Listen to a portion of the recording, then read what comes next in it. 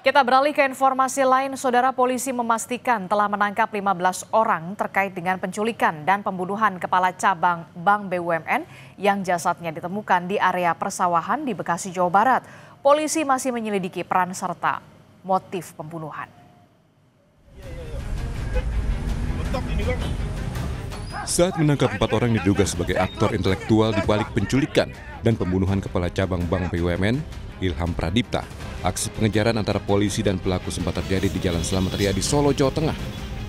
Sementara 1 pelaku ditangkap di kawasan PIK, Jakarta, dan sebelumnya 4 pelaku yang merupakan eksekutor ditangkap di kawasan Johar Baru, Jakarta, dan 1 di bandara di wilayah NTT saat dalam pelarian. Kabid Humas Polda Metro Jaya, Kombes Ade Ari, memastikan dari 15 orang yang ditangkap, 6 orang ditangkap Subdit Resmob, sementara 9 lainnya ditangkap Subdit Jatanras. 15 orang yang diamankan, ya. 6 orang diantaranya itu diamankan oleh rekan-rekan dari Subdit Resmob, kemudian 9 orang lainnya itu yang mengamankan adalah Subdit Jatanras. Ini membutuhkan waktu, kami harus hati-hati, kami harus berdasarkan SOP, kami juga harus proporsional. Universitas Gadjah Mada UGM menyampaikan bela sungkawa atas meninggalnya Muhammad Ilham Pradipta, Kepala Cabang Bank Pelat Merah Cabang Cempaka Putih, Jakarta Pusat. UGM mengecam keras tindak kekerasan yang menyebabkan kematian almarhum dan mendukung proses hukum yang transparan serta berkeadilan. Dalam keterangan resminya, UGM mengklarifikasi status akademik salah satu tersangka berinisial DH atau Dwi Hartono yang merupakan mahasiswa baru semester 1 program studi Magister Manajemen Fakultas Ekonomika dan Bisnis FEB. Pelaku telah dinonaktifkan sebagai bentuk dukungan UGM terhadap proses hukum dan penyelidikan.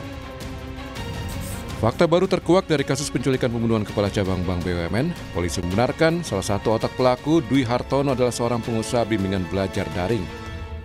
Dwi Hartono memang dikenal sebagai pengusaha, motivator bisnis, dan pemilik bimbingan belajar. Ia juga dikenal sebagai selebgram yang kerap membagikan aktivitasnya sebagai pemateri dalam seminar. Sementara itu, rumahnya yang berada di Kecamatan Rimbo Bujang, Jambi, tampak sepi. Warga tak menyangka sosok pelaku dikenal sebagai orang akrab dengan warga dan sempat mau maju pilkada. Sepengetahuan kami pernah untuk periode 2024-2029, namun beliau tidak jadi ya untuk melanjutkan sebagai calon bupatinya. Sementara itu, kuasa hukum salah satu pelaku penculikan Kepala Cabang Bank BUMN bilang ada 3 klaster dalam peristiwa ini, mulai dari pengintai, penjemputan paksa, hingga eksekutor. Dia bilang kliennya hanya berperan dalam penjemputan paksa dan tidak terlibat dalam eksekusi yang merenggut nyawa korban. Mereka mengantar itu mereka juga dalam tekanan. Dan mereka salah satu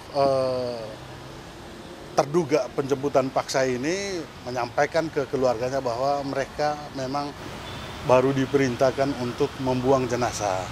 Jadi peran mereka itu sampai di situ. Hingga saat ini 15 pelaku kasus pembunuhan Kepala Cabang Bank BUMN masih diperiksa dan polisi belum mengungkap motif dan peran masing-masing pelaku.